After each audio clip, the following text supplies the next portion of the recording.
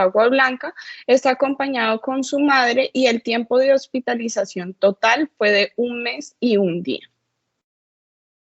De antecedentes en el paciente tenemos que epidemiológicamente negaba cualquier nexo con pacientes positivos o sospecha para SARS-CoV-2 COVID-19, negaba viajes en los últimos 15 días, patológicos, quirúrgicos, hospitalarios, alérgicos y traumáticos, negaba todos. Las vacunas se encontraban completas según el PAI, sin evidencia del carnet, únicamente referido por la madre. En perinatales era un producto de 39.2 semanas de madre gesta 2, parto 2, abortos 0 por parto vaginal, sin complicaciones.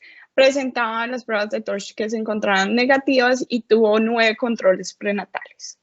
Dentro de los farmacológicos, en el momento del ingreso, el paciente se encontraba tomando acetaminofén, sulfato de zinc y suero oral, que fueron medicados en IPS de periferia, y de familiares negaba que tuviera algún antecedente de relevancia. Cuando ingresa a la institución, el motivo de su consulta, según lo referido por la madre, es que se estaba quejando de mucho cólico y diarrea.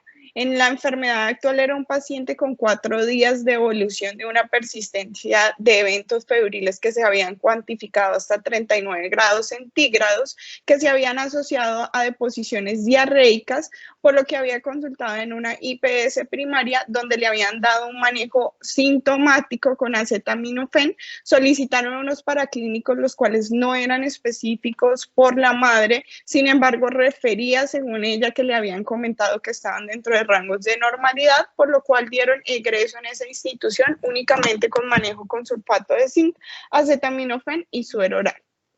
Debido a la persistencia de los síntomas, marcado por 4 deposiciones diarreicas de consistencias blandas con presencia de mocos, sin sangre, sin presencia de mesis, pero con hiporexia y asociado a un día de evolución de llanto fácil y quejido, la madre decide consultar a la institución. En el momento del examen físico al ingreso se presenta un paciente con una frecuencia cardíaca de 160 latidos por minuto, una frecuencia respiratoria que se encontraba en 38 respiraciones por minuto. No hay evidencia de toma de presiones arteriales en el momento del ingreso. La temperatura estaba en 36.7 grados centígrados, tenía una saturación al ambiente de 97%, tenía un peso de 6.3 kilogramos y una talla de 61 centímetros. Eso hacía que el paciente entonces se encontrara con un peso para la talla que estaba adecuado, un peso para la edad que se encontraba en 0 desviaciones estándares y una longitud para la edad que se encontraba en 0 desviaciones estándares, configurando como un paciente normoconfigurado. En el examen físico, según lo que se describe en el momento del ingreso, el paciente se encontraba tranquilo, estaba con una normocefalia, las fontanelas, según la describen en ese momento, se encontraban normotensas, los ojos tenían apertura ocular espontánea, las pupilas se encontraban isorreactivas, sin inyección conjuntival y las mucosas se encontraban húmedas. En orofaringe no se hallaban alteraciones al examen físico, se encontraban mucosas húmedas, en cuello estaba móvil y sin adenopatías, en tórax encontraba un tórax simétrico, sin tirajes, con ruidos cardíacos rítmicos, sin soplos, en pulmonar no se hallaban agregados a la auscultación y el abdomen no lucía con distensión, no parecía que tuviera hernias en pared, el peristaltismo estaba presente, estaba normotimpánico, blando depresible, sin dolor a la palpación, según lo referían al examen físico del ingreso. En ese momento deciden tomar paraclínicos generales debido a el cuadro clínico del paciente y al ser un reingreso de otra institución, deciden tomar un hemograma que en el momento del hemograma tenía unos leucos que se evidenciaban de 2.890, con unos recuentos absolutos de neutrófilos que estaban en 1.222, con unos linfocitos que se encontraban en 1.230 y unos monocitos de 430, con unas plaquetas que se encontraban en 338, una hemoglobina que estaba en 8.3 con un hematocrito que estaba en 24.7. Se realizaron también pruebas serológicas para dengue, IgM, IgG y NS1, los cuales los tres se encontraban negativos. Se realizó un uranálisis Mangram que se encontraba no patológico y se realizó un coproscópico que se encontraba no patológico.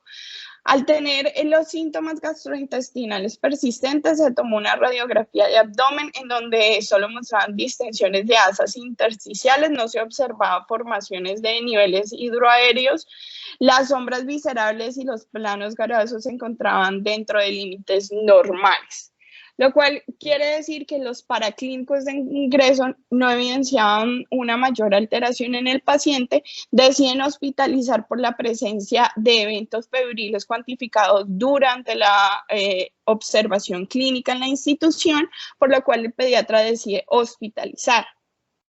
Sin embargo, 6 horas después, cuando se hace un segundo enfrentamiento con el paciente, encuentran al paciente que se encuentra decaído, deshidratado, pálido, y esta vez evidencian una fontanela anterior que la referían como con abombamiento. Tiene una frecuencia cardíaca que se encontraba en 164 latidos por minuto, una frecuencia respiratoria que estaba en 38 respiraciones por minuto, una temperatura que estaba en 36.7 centígrados y una saturación al ambiente del 97%. Con estos hallazgos y debido al cuadro clínico, la prolongación de los eventos febriles y la edad del paciente, consideran que puede ser una sepsis en periodo gris versus una meningitis, por lo cual deciden hacer cubrimiento con ceftriaxona más vancomicina de manera empírica. Tiene una segunda evaluación, en ese momento solicitan la realización de una punción lumbar, sin embargo en ese momento no se realiza porque no se tenía disponibilidad de quirófano para realizarla inmediatamente. Se esperan más o menos 4 horas, a las 4 horas se revalora el paciente en el cual se encuentra quejumbroso, estaba afebril, tenía unos signos vitales que la tensión arterial se encontraba en 122/73, una frecuencia cardíaca que estaba en 150 latidos por minuto, una frecuencia respiratoria que estaba en 68 respiraciones por minuto y una temperatura que estaba en 36.5 grados centígrados, con una saturación que estaba en 98 al ambiente. Tenemos un reporte del laboratorio que indican que el ácido láctico se encontraba en 5.3, por lo cual el equipo del servicio de urgencia decide realizar una reanimación hídrica solicitando el paso del paciente a la unidad de cuidados intensivos para la realización de la punción lumbar y el estudio del paciente. A la unidad de cuidados intensivos, entonces, ingresa un paciente en regular estado general, se encuentra decaído, poco reactivo, irritable, con unos signos vitales que tenía una tensión arterial de 128/83, una presión media arterial de 97, una frecuencia cardíaca que estaba en 65 latidos por minuto, una frecuencia respiratoria que estaba en 65 respiraciones por minuto, una saturación que estaba al 100%, una PO2 al 21 y una temperatura que estaba en 37.5. Al examen físico describen una fontanela nuevamente abombada, aunque hacen la salvedad de que el paciente se encontraba demasiado irritable en el momento de la exploración, por lo cual consideran que también puede ser secundario a esto el abombamiento. Las pupilas sí se encontraban isocóricas reactivas a la luz, sí tenía unas mucosas que estaban secas y tenía un llenado capilar prolongado de 4 segundos, por lo cual continúan en reanimación hídrica del paciente. Una vez el paciente se encuentra un poco más estable, realizan la punción lumbar. En esa punción lumbar obtienen un líquido que en el momento de la extracción se ve purulento, por lo cual interconsultan inmediatamente con el servicio de infectología, quien solicita un panel meningio al mismo tiempo. En el citoquímico de ese líquido encefalorraquídeo se evidencia un aspecto turbio, unos glóbulos blancos que estaban en 12.500, unos glóbulos rojos que estaban en 10, unos polimorfonucleares que estaban en 95, unos mononucleares que estaban en 5, una glucosa que estaba por debajo de 5, una BDR que estaba no reactiva, unas proteínas que estaban en 375 y un gram que evidenciaban unos diplococos gram negativos. Como al mismo tiempo se solicitó el panel meningio, la prueba molecular nos arroja que el paciente tiene una Neisseria meningitidis, por lo cual se hace el cambio a una penicilina cristalínica el 20 de marzo del 21.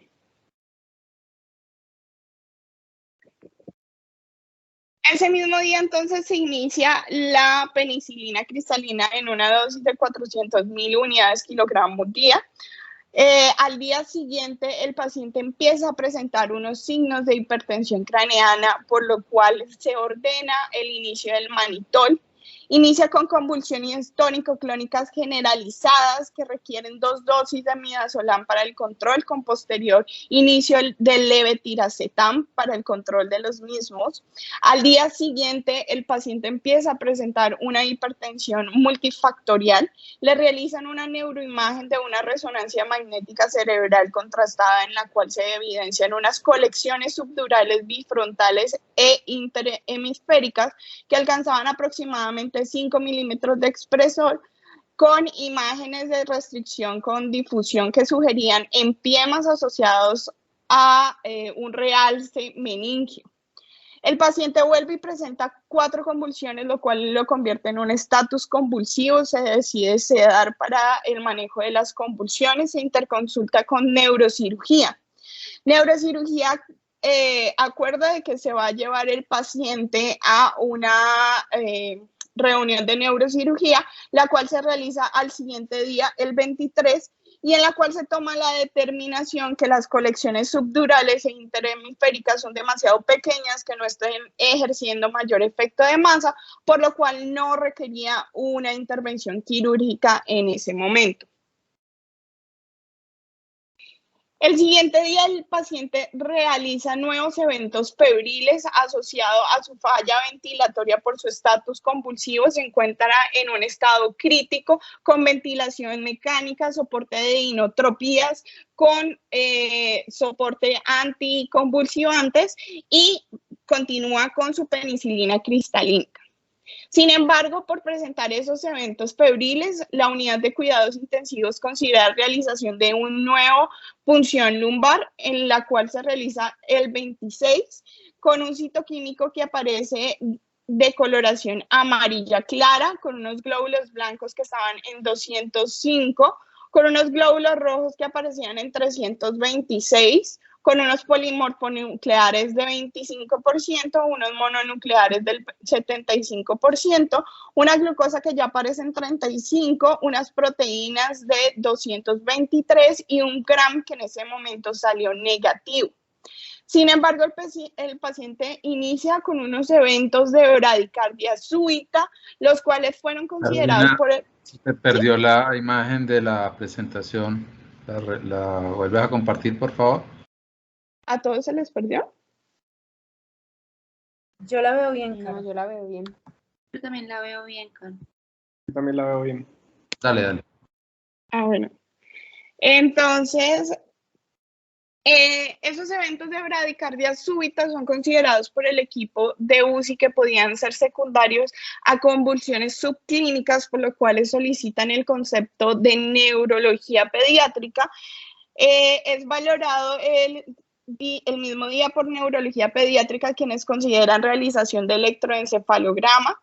El día 27 se hace una neuroimagen de control, la cual evidencia un realce post-contraste a nivel frontoparietal derecho que medía 6.8 milímetros e izquierdo de 8.6 milímetros, interhemisférico de 7 milímetros y bitemporal menores a 10 milímetros.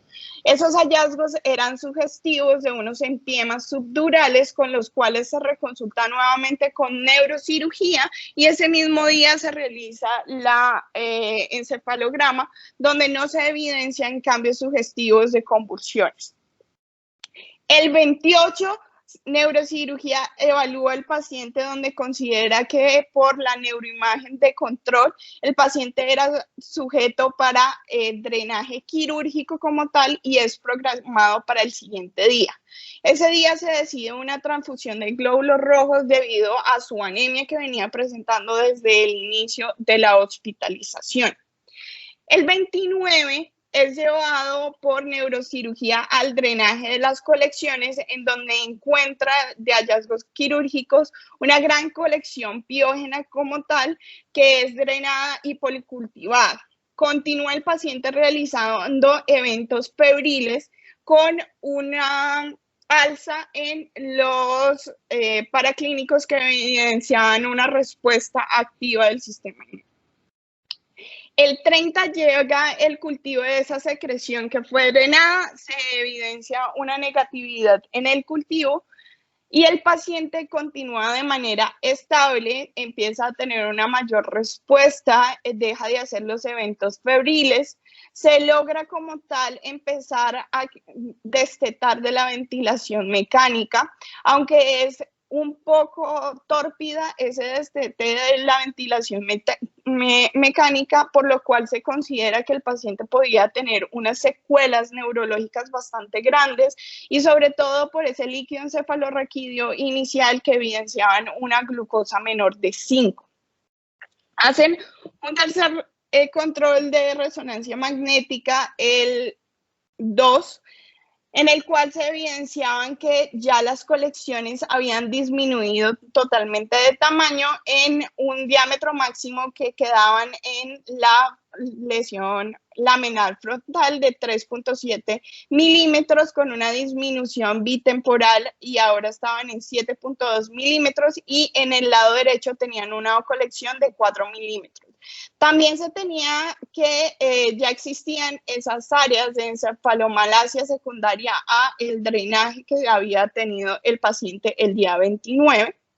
El día 13 se decide pasar a hospitalización. A hospitalización se pasa un paciente que en ese momento no se encontraba con eventos convulsivos, que ya tenía un soporte únicamente por cánula de oxígeno a 2 litros por minuto, continúa con su penicilina cristalínica, dado que el servicio de infectología consideró llevar a 21 días después del drenaje de los empiemas como tal, que fue realizado el 29 y posterior el día 19 se da egreso del paciente.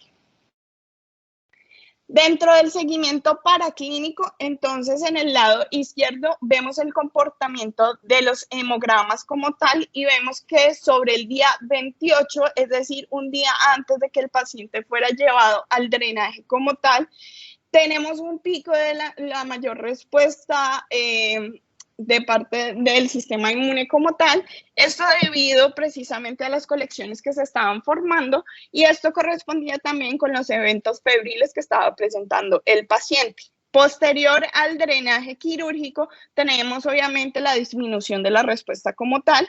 En este momento obtenemos la evidencia de los dos citoquímicos en donde podemos comparar realmente que empieza después del inicio de los antibióticos a tener un cambio supremamente marcado, sobre todo por la glucosa como tal. Y esa glucosa como tal es la que nos va a predecir realmente cómo va a salir neurológicamente el paciente. Dentro de los exámenes que también se tomaron para el líquido cefalorraquídeo, también se tomó un VAR, unos cultivos, que todos habían salido negativos durante toda la hospitalización. Los hemocultivos, urocultivos y coprocultivos, todos salieron negativos también durante la hospitalización. Y el cultivo de secreción del drenaje quirúrgico salió negativo. Inicialmente se consideró haber tomado los antígenos para adenovirus y rotavirus por la presentación gástrica con la cual llegó el paciente como tal, con los cuales salieron negativos también. Esa sería como la presentación del caso. No sé si alguno de los equipos tratantes quiere señalar algo especial con este paciente.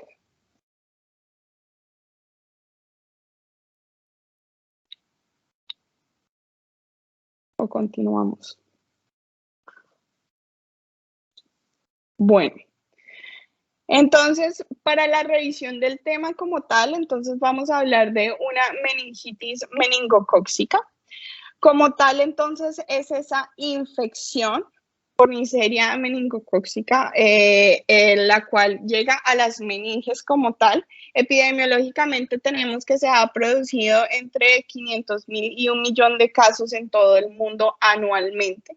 Tiene una incidencia que va de 0.53 casos por cada 100.000 habitantes, y lo que hemos visto es que se ha dado una disminución de los casos que se han presentado desde 1998, que se tenía una incidencia de 0.92, al 2007, donde se evidenció una incidencia de 0.33. Esto se veía evidenciado por varias razones, sobre todo por la introducción de las vacunas y la identificación de los pacientes como tal.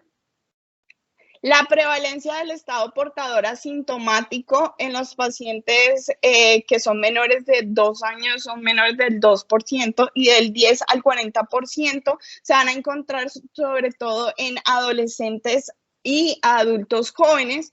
Este es un pico muy importante porque vamos a ver que en este pico de la adolescencia y los adultos jóvenes, cualquier alteración del sistema inmune me puede hacer que se pueda generar el paso del paciente portador al paciente enfermo como tal. Serológicamente, el serogrupo B es la mayor causa de las enfermedades en los niños menores de 5 años, y los serogrupos C, Y y W causan hasta el 75% de los casos en los adolescentes y los adultos.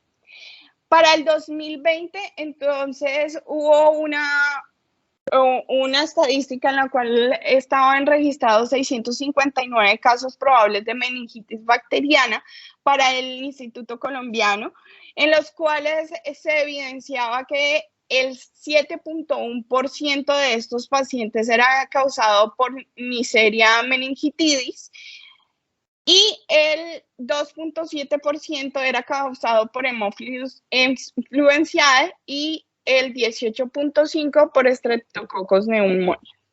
Otros agentes eran los causales del 19.4%. Sin embargo, cabe añadir que lo más importante con esto, que lo podemos ver evidenciado en la imagen de la derecha, es que sí ha visto una disminución para el 2020 de todos los casos. Hay que añadir que debido a la pandemia, al aislamiento social, la mayoría de las infecciones han tenido una caída precisamente de eso. La otra teoría que se habla en las caídas epidemiológicas de absolutamente la mayoría de todas las infecciones es que durante el proceso de pandemia los sistemas de salud estaban tan colapsados que a veces no tenían un adecuado reporte de las otras enfermedades en estos periodos.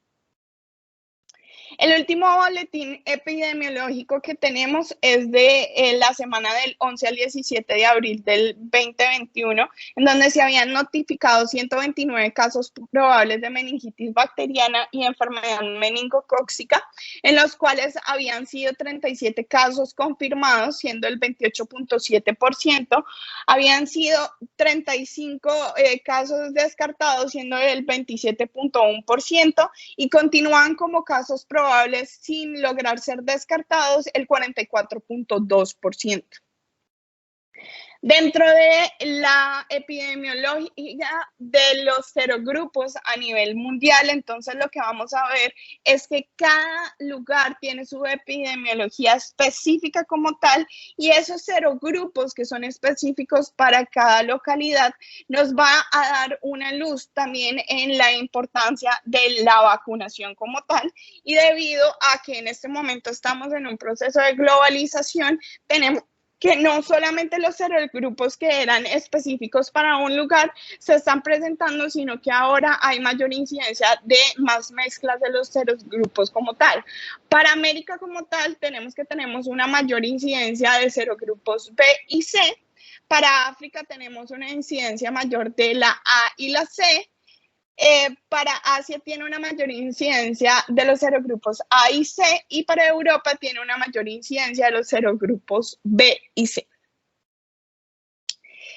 Específicamente para Colombia, en la semana epidemiológica 14 del 2020, tenemos que como agentes como tal de la meningitis bacteriana encontrábamos los diferentes localidades en las cuales se tenía mayor incidencia la Neisseria meningitidis, que era más en el suroccidente colombiano como tal. También hay que añadir que esto es muy importante saber y referir que estos son los lugares donde mayor atención a la salud se encuentra en el país, y que muchos de estos casos no son propios epidemiológicos del sector, sino que son casos remitidos de otras localidades que son diagnosticadas en esos lugares.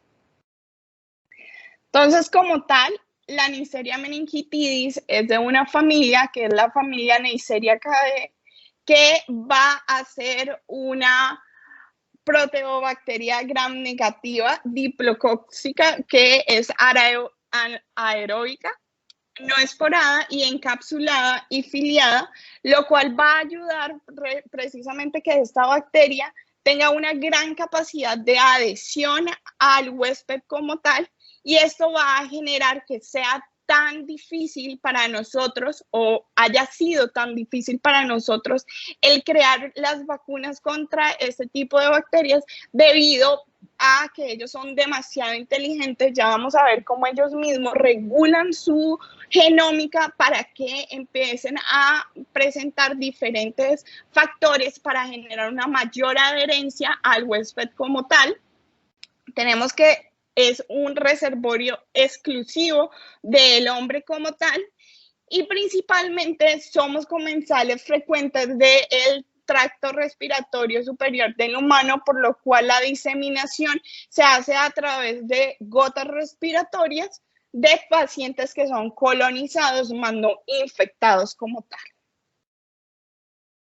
Dentro de la clasificación, vamos a ver que la clasificación de la Neisseria meningocócica meningitidis va a ser marcada es precisamente por el componente.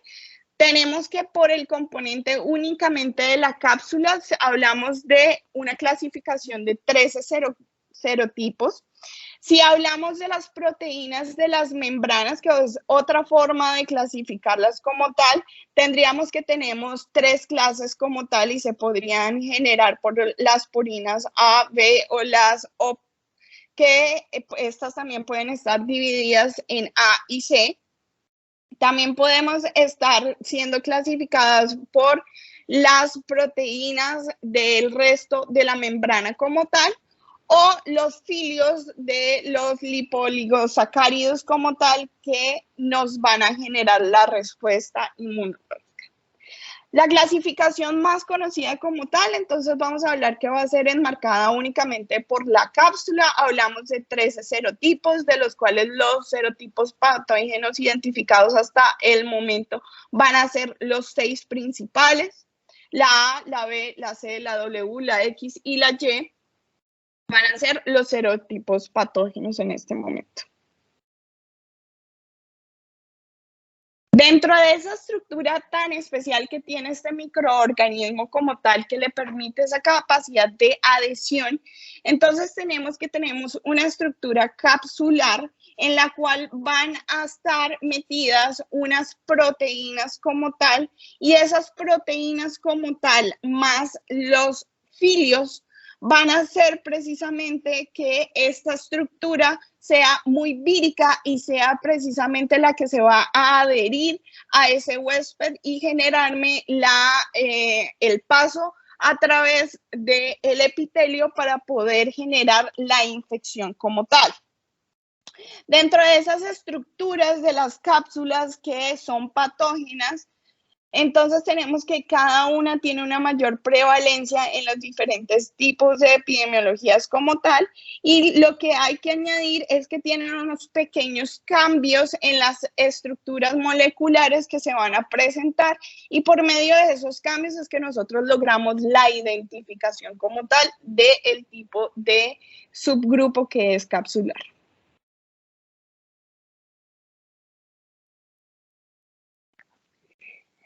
Entonces, con la Listeria meningitidis tenemos dos cosas, y es que la mayoría de ellas se quedan únicamente en la colonización. Cuando se entraron a revisar molecularmente y microscópicamente esta colonización de este microorganismo, identificaron varias cosas. Número uno, identificaron que genéticamente había un cambio que ellas realizaban cuando ya dejaban de ser colonizantes para volverse infecciosas como tal o invasivas como tal, y que ese cambio generaba la cápsula, que esa cápsula les permitía que en el momento en que el sistema inmune las fuera a atacar, no fueran destruidas y ellas lograran el paso como tal a través del endotelio para lograr la invasión como tal. Si vemos en la imagen de la izquierda, vemos que hay unas que son azules y unas rojas, y en la imagen de la derecha abajo es una imagen de microscopía como tal, en la cual ustedes alcanzan a ver un cambio de coloración, en la cual uno se encuentra mucho más transparente, las otras son mucho más oscuras. Esto es debido al cambio genético que se produce en la capa como tal, que las pone mucho más rígidas, y este cambio es el que hace que ellas puedan pasar sin ser destruidas por el sistema inmune. El último artículo que he sacado en el 2020, en la cual genera un entendimiento genómico de cuál es la diversidad o cuál es ese cambio que se tiene que hacer a nivel del microorganismo para lograr el cambio capsular. Ellos hablaban que existían dos elementos fundamentales, que era el TRD y el RES, en los cuales eran segmentos dentro de la genómica del microorganismo, los cuales se hacían en el momento de hacer el rejunte para poder generar la producción de nuevos microorganismos, en los cuales ellos mismos tenían la capacidad de hacer movimientos para generar esos cambios sobre la cápsula como tal y poder presentar, y lo vemos en la imagen de la izquierda abajo, los diferentes proteínas en la capa para poder generar las adhesiones al huésped y poder generar la adhesión con el sistema inmunológico, el cual va a bloquear que se pueda fagocitar y destruir el microorganismo como tal. Dentro de esos mecanismos de adhesión que ya venimos hablando, que son tan importantes, que vamos a encontrarlo en esa cápsula como tal, tenemos el principal, que es el fili, que es precisamente esos largos que están saliendo de la cápsula, que se han hablado que se van a juntar con el receptor CD46, el cual me va a activar una respuesta proinflamatoria como tal, y esta función la va a necesitar el microorganismo no solamente para la adhesión al huésped, sino para la invaginación a través de los diferentes tejidos para lograr la infección como tal.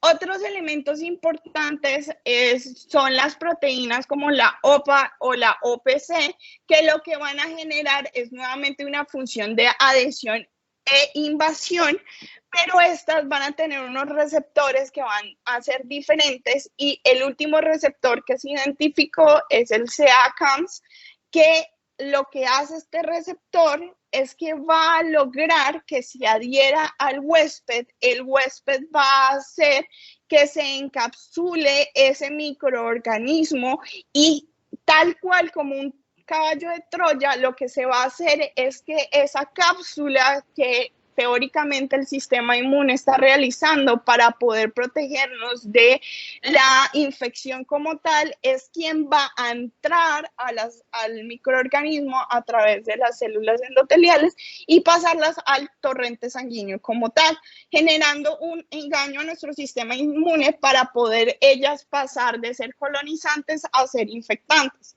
Para que esto se pueda generar, ellas tienen que expresar ese OPA o OPC, que son proteínas que van a estar en la membrana que se van a pegar a estos receptores como tal.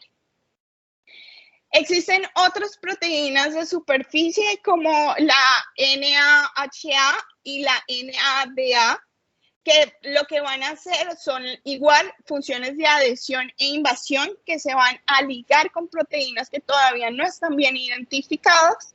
Pero ¿por qué van a ser tan importantes y relevantes estas otras proteínas? Porque en el momento de la producción de las vacunas como tal, ellos identificaron que no solamente podían hacerlo a través de la localización de la cápsula como tal, sino a través de la identificación de estas proteínas como tal o la presentación de estas proteínas como tal a nuestro sistema inmune, lo cual generaba una respuesta inmunológica que hacía la mímica de la infección como tal, generando grandes eventos de efectividad de las vacunas como tal. Cuando ya se genera la infección, entonces primero vamos a tener una transmisión y una adquisición que se va a generar por medio del tracto respiratorio superior. Una vez ya están colonizadas en la nasofaringe como tal, entonces ellos van a tener esos switch genéticos de los cuales ya hablamos y se van a generar por medio de dos eventos, la fagocítica que se pueden generar y el otro elemento que son las adhesiones de caballo de Troya, que ya hablamos como tal, que son precisamente esas vesículas que van a pasar a través de las células, llegando al torrente sanguíneo. Dentro del torrente sanguíneo, estos mismos microorganismos van a empezar a liberar unas lipoproteínas que lo que hacen son endotoxinas que generan una respuesta proinflamatoria marcada y esta respuesta proinflamatoria marcada debilita el tejido como tal y a través de esa debilidad del tejido, ellas pueden pasar a los vasos sanguíneos como tal. Cuando ya se encuentran en la sangre, entonces estas endotoxinas que están siendo liberadas, que van a generarme una respuesta proinflamatoria, marcado sobre todo por la interleuquina 1, la 6 y la 8 y el factor de necrosis tumoral alfa, van a generar toda la respuesta o la cascada inflamatoria que se va a ver en los pacientes. Lo otro es que cuando ya ellas se encuentran en la sangre, ellos van a tener unos factores de virulencia, los cuales van a estar marcados no solamente por esa cápsula que es tan inteligente por los cambios genéticos que ellos están provocando, sino que también van a tener una adquisición de hierro a través de unos transportadores de transferina como tal, que eso me va a generar que ellas se fortalecen como tal. Y el paso que ellas deben de hacer a través del sistema nervioso central, entonces lo van a hacer por dos elementos. Uno, se habla que ellos empiezan a multiplicar en el espacio subaracnoideo, el cual se empieza a poner mucho más ancho hasta que debilita como tal el endotelio de esa barrera hematoencefálica y permite que esos microorganismos ingresen como tal a las meninges y estando ahí ya generan el proceso infeccioso de la meningitis como tal. Entonces, ¿cuáles son los principales mecanismos de virulencia de este microorganismo que es tan inteligente? Entonces, uno, son todas esas proteínas de adhesión de las cuales ya hablamos, que cada una de ellas tienen un receptor específico, los cuales van a generar que el hospedero tenga una respuesta tanto inflamatoria como pues del sistema inmune, que permite esa generación de ese caballo de Troya para que le permita el paso de esos microorganismos y genere la infección como tal. Lo otro es la cápsula en sí. Entonces, ese recambio genético que ellos tienen para generar una cápsula que sea mucho más dura, que evite que sea destruida por el sistema inmune, es uno de los mecanismos de virulencia más grandes que tiene este microorganismo. Lo otro son las porinas sobre todo marcadas por la porina tipo A, que lo que hacen precisamente es ayudarnos para que no se genere la destrucción por parte del sistema inmunológico de estos microorganismos. Lo otro es la adquisición del hierro del hospedero, lo cual hace que estos microorganismos sean cada vez más virulentos. Y las endotoxinas marcadas por la lipopolisacáridos que ellos van a empezar a liberar, que son realmente quienes van a generar la mayor cascada proinflamatoria. Lo final de los mecanismos de la virulencia es que estos microorganismos son tan inteligentes que ellos se empiezan a autolizar dentro del torrente sanguíneo para que eventos del ADN como tal de ellos salga y active mucho más la respuesta proinflamatoria y también elementos de su cápsula sea enviado por todo el torrente sanguíneo para que se genere una mayor respuesta inflamatoria y que esta respuesta inflamatoria les permita a él generar mucha más infección. Entonces, dentro de la sintomatología clínica de la enfermedad, tenemos que inicialmente únicamente se pueden presentar signos como la tos y la odinofagia. No son síntomas muy específicos como tal y sobre todo en los pacientes pediátricos. Los pacientes pediátricos, como fue el caso de nuestro Chiqui, no presentó los signos clínicos como cefalea, rigidez de cuello, fontanela bombada y alteración del sistema nervioso hasta posterior al inicio ya como tal de la bacteremia o la meningitis como tal de este paciente. ¿Qué se ha evidenciado? Que esto pasa en la gran mayoría de los pacientes pediátricos, siendo la tríada como tal de la meningitis presente únicamente en menos del 8% de los pacientes. Existen otros signos y síntomas que no son muy específicos de esta infección, pero que tienen que tener en cuenta, que son los síntomas gastrointestinales. Se ha hablado que los síntomas gastrointestinales, y hay un estudio el cual fue realizado el año pasado con unos pacientes que eran más o menos 648 pacientes que fueron realizados en Inglaterra, en los cuales se tomó pacientes pediátricos y se evidenció que la gran mayoría de sintomatología con estos pacientes empezaba a nivel gastrointestinal. Las mialgias y las artralgias son síntomas generales como tal y también se ven muy asociados con las infecciones crónicas. Las infecciones crónicas de la Neisseria meningitidis también les pueden dar unas mialgias y unas artralgias, también asociadas con eventos de artritis séptica y osteomielitis que pueden estar asociados también. Finalmente, el rash petequial. Hablaban que siempre un paciente pediátrico que tenga fiebre, que tenga rash petequial, se nos tiene que venir a la mente que tenga una infección por Neisseria meningitidis y hay que descartar que no vaya a tener una meningitis como tal. ¿Por qué es tan importante descartar eso? Por las secuelas neurológicas que pueden llegar a tener esta infección y el hecho de que si iniciamos antibióticos rápidamente, las secuelas neurológicas son mucho menores y esto genera que se generen muchos menores costos para el sistema de salud. Dentro de las complicaciones y las secuelas tenemos todos los síndromes inflamatorios como tal. Ya lo hemos hablado y lo hemos recalcado varias veces durante la conferencia, es que este microorganismo tiene muchas fuentes en las cuales él lo que está generando es que el sistema proinflamatorio esté muy alto y esto me pueden generar los diferentes síndromes inflamatorios que van del 6 a un 15%, que son en general miocarditis, pancreatitis, hepatitis, que pueden estar en cualquier sistema del cuerpo como tal y que pueden estar asociados con esta infección.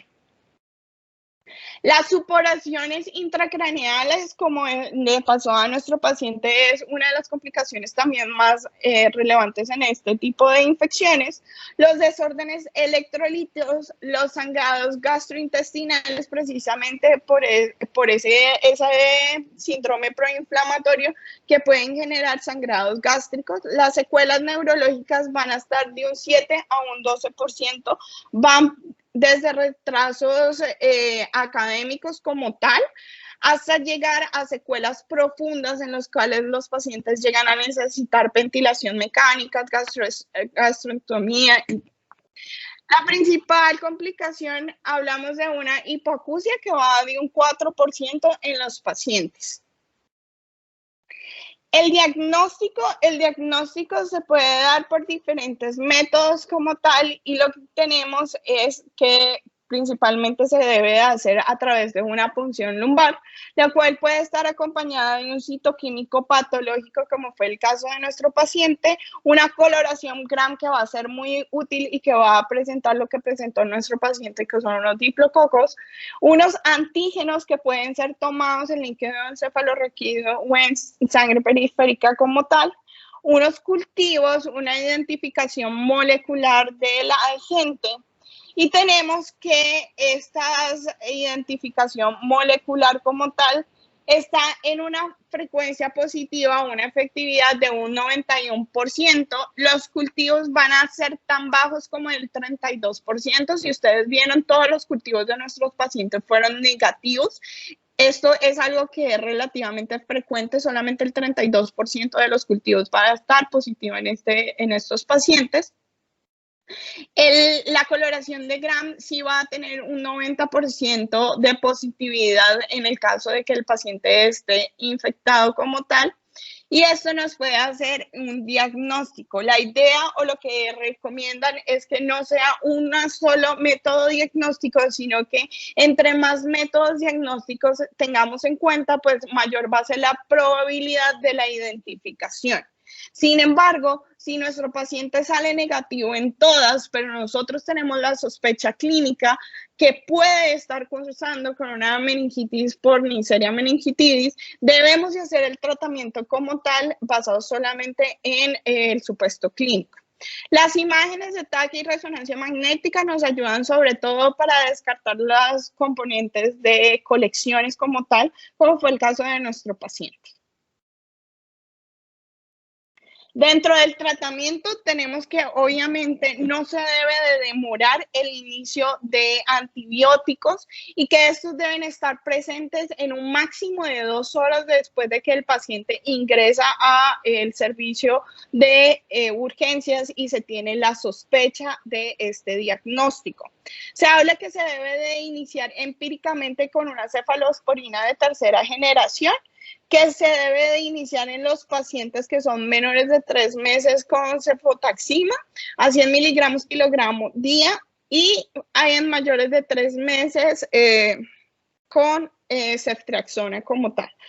La diferencia de que ellos hablaban era realmente en que se podían generar unos niveles de hiperbilirubinemia en los pacientes menores de 3 meses y que teníamos que tener cuidado con el Kernicterus. Entonces, esa era la razón por la cual justificaban el inicio de la diferencia de antibióticos, pero hablaban que después de ese rango de edad, cualquiera de los dos, dependiendo de la disponibilidad que tuviera el hospital, era bastante eficiente. Cuando ya se tiene un cultivo o una identificación del microorganismo, como fue el caso de nuestro paciente, podemos iniciar penicilina cristalínica a 300.000 unidades a 500.000 unidades kilogramo, como fue el caso de nuestro paciente. Lo otro que hablaban era también el inicio o la alternativa de la ampicilina como tal. La ampicilina hablaban que tenía igual grado de efectividad con eso, sin embargo, sí se han identificado, no encontré ningún estudio específico para Colombia que fuera reciente, pero por fuera, en países de Europa y Estados Unidos, sí se ha identificado una gran resistencia a la penicilina G, por lo cual la recomendación era continuar con una cefalosporina de tercera generación. En las guías colombianas todavía seguimos con la recomendación de que una vez se tenga la identificación del microorganismo se debe iniciar la penicilina. Si no existe una cefalosporina de tercera generación, se puede iniciar con un meropenem. Y si existe una alergia severa a la penicilina como tal, podemos empezar con un clorarfenicol o un astronal. Dentro de la prevención, entonces tenemos la quimioprofilaxis para los pacientes de contacto estrecho. Vamos a hablar que contacto estrecho está definido por una persona que haya estado en contacto con nuestro caso en más de 4 horas en espacios cerrados en los últimos 7 días. Se habla de que se debe de iniciar esa quimioprofilaxis en menos de 24 horas después de haber identificado a nuestro paciente con Neisseria meningitidis, y las diferentes probables lineamientos que se pueden generar son 4. Una es la rifampicina, que en los niños se va a dar a 20 miligramos kilogramo día, cada 12 horas por 2 días, y en los adultos a 600 miligramos día cada 12 horas por 2 días. La siguiente opción es una ceftriaxona 250 para menores de 15 años como tal, en dosis única, y una ciprofloxacina que son 500 miligramos, también una dosis única como tal.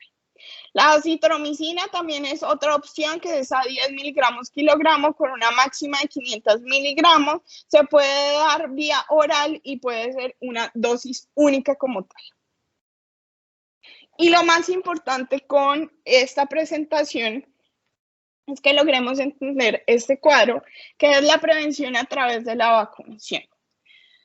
Es importante que recordemos todo lo que ya hablamos de las diferentes presentaciones de las proteínas en esas cápsulas como tal, que hablamos de el microorganismo, porque ellas van a ser quienes jueguen papel importante en el momento de la vacunación o la creación de las vacunas.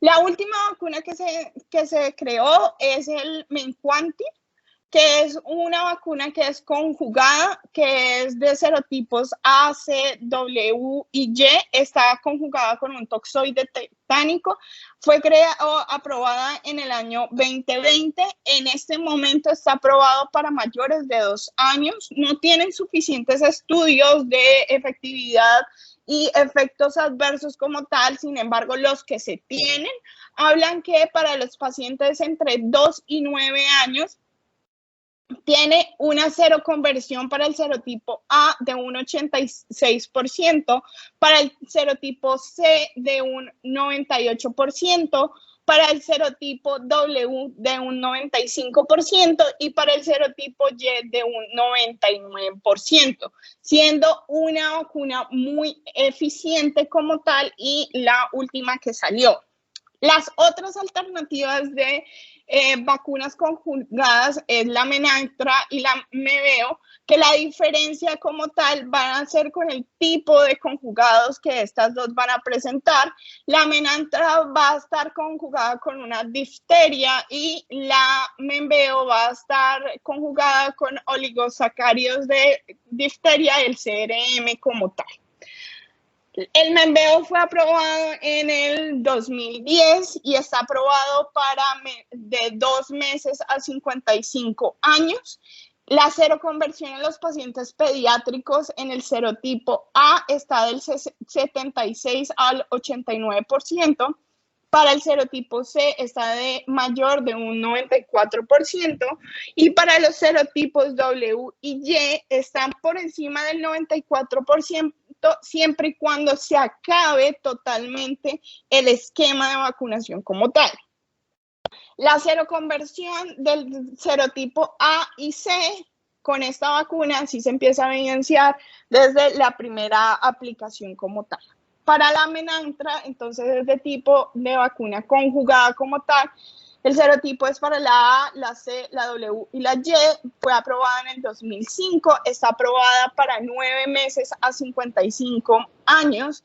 Entre los 9 meses y los 12 meses, entonces tiene una seroconversión del 89 al 96% para el serotipo, para todos los serotipos, y de específicamente el 98% para el serotipo C, el 81 al 92% para el W y para el Y tiene una seroconversión que va del 95 al 97%. En pacientes mayores de 10 años, entonces hablamos que la seroconversión para el subtipo A está en el 80%. Y para la C y la Y está entre el 42 y 57% como tal. Esas son las conjugadas. Las otras son las vacunas del serotipo B. Las vacunas del serotipo B han sido las más difíciles en generar como tal la aprobación y la eficiencia. Han tenido unas aprobaciones que luego de tener la aprobación se da cuenta que no están eficientes las vacunas y esto hace que haya sido un gran reto la aprobación y la eficiencia de estas vacunas, generando entonces en este momento 2 vacunas como tal, que van a estar marcadas en el tipo de proteína de esa membrana de la cual ya hablamos que van a estar identificadas.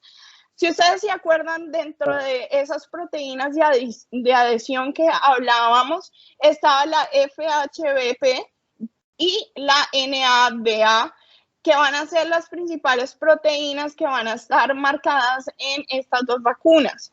La TUMEMBRA, entonces, va a ser específica para la proteína FHBP2 y el B-verso va a estar para 3 proteínas como tal, que es la NADA, la FBPB, la NBHA y la portina tipo A. La TUMEMBRA fue aprobada en el 2014, el BCSO fue aprobada en el 2013. Ambas están aprobadas para 10 a 25 años de edad. La TUMEMBRA entonces va a tener una eficiencia global de seroconversión del 84 al 94%. Específicamente, entonces aquí empiezan a jugar, si ustedes se acuerdan, la clasificación, que no hablamos solamente de una clasificación por la cápsula como tal, que eran esos subgrupos A, C, W, B, sino que también existían otros tipos de clasificaciones. Dentro de esas clasificaciones tenemos una que es la subgrupo A22, que para esa específicamente esta vacuna tiene un 91 al 92%. Para la A56 tiene mayor del 99%, para la B24 tiene una eficiencia del 91 al 95% y para el B44 tiene un 86 a 96%. Y la VEX0 entonces va a tener una eficiencia para la proteína o la identificación de la proteína FHBP de un 98%, para la NADA de un 97% y para la por A de más del 75%. ¿Qué es importante recalcar y por qué es tan difícil esta vacuna como tal? Porque dentro de ese recambio genético que tienen que hacer estos microorganismos, se han identificado que no todos generan el mismo recambio, por ende no todos presentan las mismas proteínas de adición, lo cual hace que estas vacunas no siempre tengan una adecuada eficiencia. Las otras dos que ya están de salida como tal son la MEN-C, que es conjugada con C, que fue aprobada en el 2000, está aprobado para mayores de 8 semanas, y la MEN-C-TT, que fue aprobada en el 2006 y va de 6 semanas a 24 semanas. Sin embargo, la recomendación es la utilización de las conjugadas añadidas con la vacuna para el serotipo B que tenemos en este momento. ¿A qué pacientes entonces yo debo de recomendarle? Si bien en este momento ya existen muchos sistemas de salud que han incluido en sus programas de inmunización este tipo de vacunas, la recomendación todavía es que se deben de poner en los pacientes con factores de riesgo. ¿De quiénes vamos a hablar de factores de riesgo? Pues todos aquellos que tengan comprometidos el sistema inmune, que puedan hacer que esos pacientes pasen de ser pacientes colonizados a ser pacientes infectados de manera mucho más rápida y cuya respuesta inmunológica no vaya a ser eficiente para el control de la infección como tal. Sobre todo la vamos a ver muy marcada por los pacientes con VIH, asplenia, con deficiencias del complemento y en eventos específicos como en los brotes y pacientes que desean viajar a países endémicos. Para los pacientes entre los 2 y 23 meses que tengan asplenia o infección de VIH, no está recomendada la Menantra, no está recomendada la Quantifi. Acuérdense que la Quantifi es aprobada en mayores de 2 años. La única que está recomendada es la Menveo, que se debería dar su primera dosis y luego a las 8 semanas se debe dar una segunda dosis como tal. Se debe recomendar, obviamente, únicamente en los pacientes que sus factores de riesgo pues sobrepasen a los posibles eventos secundarios de las vacunas. Las vacunas contra el serotipo B no son recomendadas en este tipo de pacientes. Y el otro gran grupo es los pacientes de 2 a 23 meses que tengan alguna deficiencia del complejo o que estén en un evento de un brote o vayan a ir a un país que esté endémico. Obviamente no está recomendada la Quantifi porque no está aprobado en este grupo de edad. La Menantra entonces sí es recomendada y el Menveo sí es recomendada. La Menantra de los 9 a los 23 meses es la aprobación, por ende la recomendación va a ser en 2 dosis y cada dosis debe de estar por lo menos 12 semanas separado, y el Menveo va a ser dosis al principio y a las 8 semanas debe de ser la siguiente dosis. Son 4 dosis en el Menveo como tal. Las recomendaciones para las vacunas en este tipo de pacientes para el serotipo tipo B no están recomendadas como tal. Entre los 2 y los 9 años, entonces tenemos los mismos grupos. Uno son los pacientes con inmunodeficiencias primarias o secundarias marcadas por asplenia anatómica o funcional, por VIH o deficiencia del complemento, en las cuales está recomendada las 2 dosis de el serocombinado con un booster o con un refuerzo como tal, y no están recomendadas las vacunas para el serotipo B como tal. Dentro de ese grupo de edad, en caso de brote o que vaya a viajar, sí están recomendadas nuevamente las combinadas de A, C, W y Y. Están a disposición, pero no están recomendadas del todo, las que son boosters o refuerzos, y las de serotipo B no están recomendadas en este tipo de pacientes. Ya para los pacientes que son mayores de 10 años, entonces de acuerdo a si tiene una asplenia con una deficiencia del complemento, se encuentra recomendada la aplicación de la combinada ACWY y la aplicación de la vacuna contra el subgrupo tipo B como tal. Para el VIH están recomendadas la ACWY, no están recomendadas las otras. Para los pacientes que están en constante exposición a este tipo de microorganismos, también está recomendada la combinada y la MEMB. Para los pacientes que están en un brote o van a viajar, están recomendadas la combinada ACW. La MEMB está recomendada únicamente en brotes, pero no está recomendada para los pacientes que van a viajar. Y eso sería todo lo que les tenía. No sé si tienen alguna duda o pregunta.